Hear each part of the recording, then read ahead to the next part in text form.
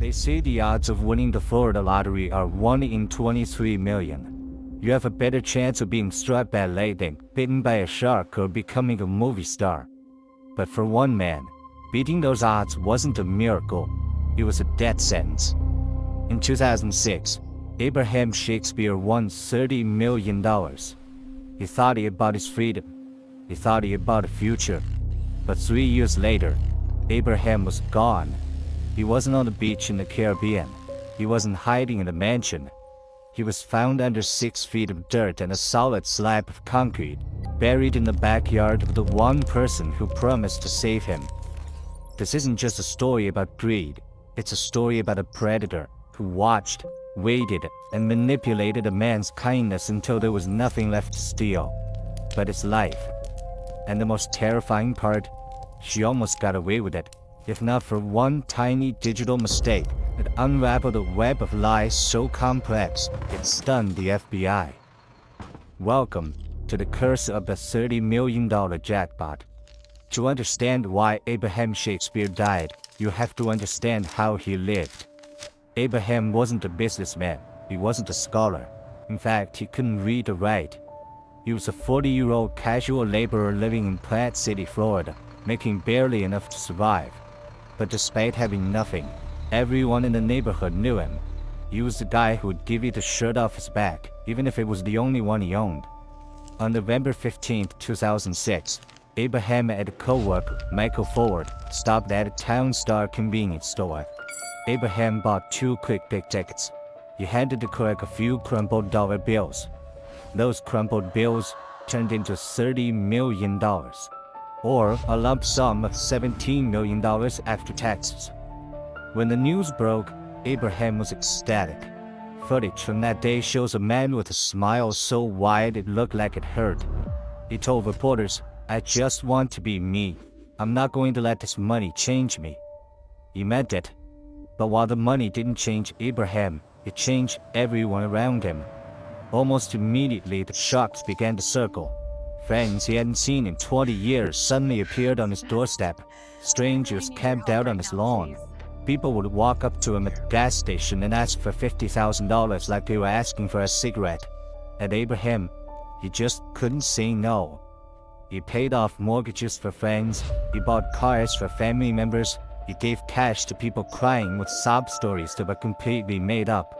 Within months, he had given away millions. But kindness in a world of greed is like blood in the water. By 2008, Abraham was exhausted. He told his mother, "I wish I never won this money. It's a curse." He was paranoid, lonely, and desperate for anyone who didn't just want his cash.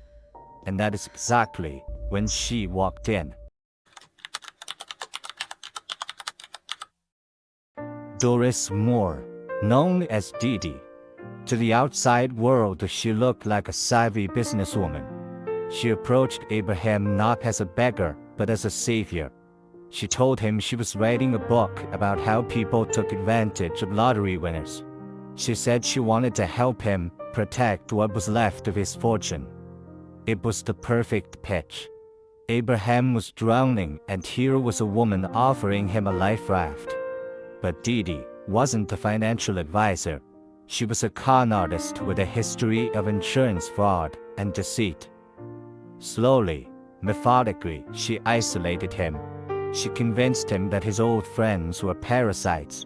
She told him the only person he could trust was her.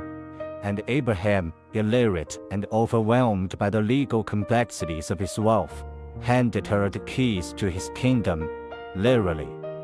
In early 2009, Dee Dee created an LLC and transferred Abraham's assets, his house, his remaining millions, into her control. She told him it was to hide the money from the people suing him. It was a lie. She was stripping him clean. But stealing his money wasn't enough. As long as Abraham was alive, he was a liability. He might wake up, he might talk to a lawyer. He might realize that his savior was actually his executioner. In April 2009, Abraham Shakespeare vanished. Neighbors stopped seeing him. His family stopped getting calls. When people asked Didi where he was, she had a ready-made answer. He got sick of you people asking for money. He moved to Jamaica. He's safe. Leave him alone. To prove he was alive, Abraham's mother and friends started receiving text messages from his phone. I'm okay. I just need time alone. Don't worry about me. For months, these texts kept the police at bay. But there was just one massive, glaring problem. A detail so significant that Didi Moore, in all her calculated brilliance, had completely overlooked. Abraham Shakespeare couldn't read, and he definitely couldn't write. He couldn't even text the word hello. So who was sending these grammatically correct, long-winded messages from his phone? The family went to the police. They knew in their gut that Abraham wasn't in Jamaica. He was gone. By late 2009, the Polk County Sheriff's Office was involved. They zeroed in on Didi Moore. She was living in Abraham's house. She was driving Abraham's Corvette. She was spending Abraham's money. And when questioned, her stories changed faster than the Florida weather. First he was in Jamaica. Then he was in Orlando. Then he was in a hospital receiving treatment for AIDS. Then she claimed he had run off with drug dealers. But the police needed a body. Without a body, it's just a missing person case. So they decided to play a game of their own. They launched an undercover operation that would make Hollywood screenwriters jealous. Enter Mike. An undercover officer posing as a criminal named Mike befriended Didi. He told her he knew she was in trouble, and that for the right price, he could help her fix her problem. He gained her trust. He made her feel like he was on her side, just like she had done to Abraham. Didi took the bait. In a series of recorded conversations, she admitted that she knew where Abraham was. She didn't confess to the murder directly, she was too smart for that. But she asked Mike if he knew anyone who could dig up a body and move it. You know, I'm not going to lie to you. He's not in Jamaica. He's not coming back. She led Mike to a property she had purchased using Abraham's funds, a quiet house in Plant City with a large backyard. She pointed to a specific spot, a concrete slab that had been poured recently. She told Mike the body was buried 6 feet under, covered in lime, under the concrete. She even gave him the gun she used, a .38 caliber revolver, claiming she found it there. She thought Mike was going to move the body. Instead, he signaled the team.